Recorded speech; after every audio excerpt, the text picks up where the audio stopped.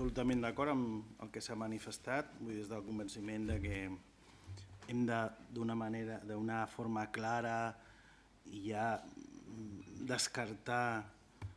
aquesta ombra de sospita que sempre hi ha. La millor manera és, igual que tenim la nostra declaració de béns i qualsevol ciutadà ho pot veure, doncs és lògic i normal que també els partits polítics fem aquest exercici, si més no, no només per fiscalitzar el que fem, sinó per veure els ciutadans en què estem dedicant les donacions, entre cometes, que es fan d'una manera indirecta per exercir l'activitat política. Sí que trobaria a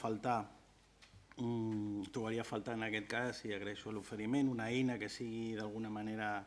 comú per tots, per intentar, com deia el senyor Casas, que cadascú no faci formats diferents que no siguin intel·ligibles per la gent que ho vegi. Jo sí que demanaria a la resta de partits